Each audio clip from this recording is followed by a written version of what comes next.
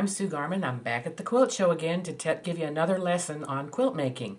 This month we're going to talk about resizing your quilt. Last month we talked about what if, and this is sort of an extension of that. What if you needed to make the quilt a different size? The Stars for a New Day is an 85-inch square quilt.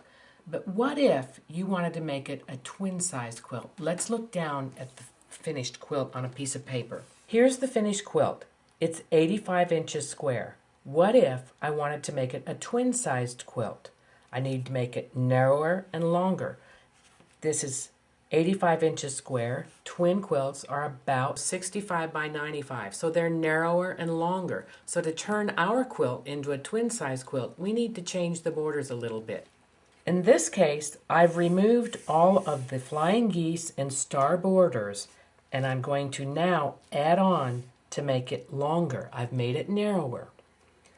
I'm going to take those star borders and flying geese borders and put the side flying geese borders, I'm going to move and add on to have two flying geese borders and then my star borders. And now I have a twin-sized quilt. What am I going to do with all those extra star blocks? They're going to go in my backing. I'm going to piece them into my backing. So there you have a twin-sized quilt. But guess what? I'm not really happy with how this quilt looks as a twin-sized quilt, so I'm going to change it a little more. Instead of putting two flying geese borders, I'm going to change the order of these.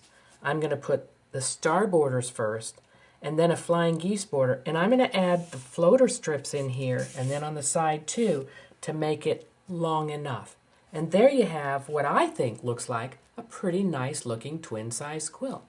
Let's take a look now at a queen-size quilt. Queen-size quilts are about 86 by 100. In this case, I've simply taken and added a border on the top and bottom that you can put nice quilting in. It's not piecing, it's just adding it on and adding the frame around the outside. So there you have it, an easy addition to turn your quilt into a queen-size quilt. But I'm not happy with it. Let's take a look at another option. Instead of adding just a border on the top and the bottom, I'm going to take another row of stars and add it to the top and bottom. I think that makes a much prettier queen-size quilt. Now, what if you wanted to make a king-size quilt? In this case, I've removed the borders of the flying geese and the stars, and now I'm going to start adding on to it. First thing I do, I add on the big, wide, 9-inch floater border. It's just a 9-inch floater.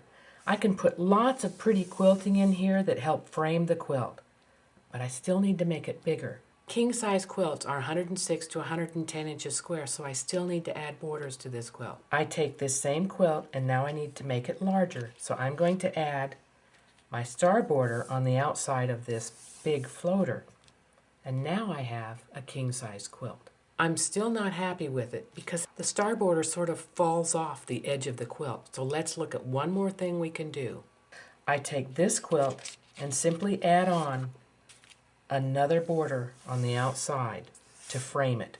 It contains it, it's a boundary for your eye, and now you have a perfect king-size quilt.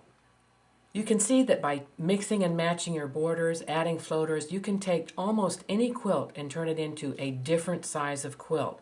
It just takes a little bit of thinking, a little bit of playing around. Sometimes you can do it on paper, sometimes you can do it on the computer, sometimes you can do it on the fly, and you can have any size quilt that you want. Start with blocks, add borders, you're done. You can create your own medallion quilt this same way.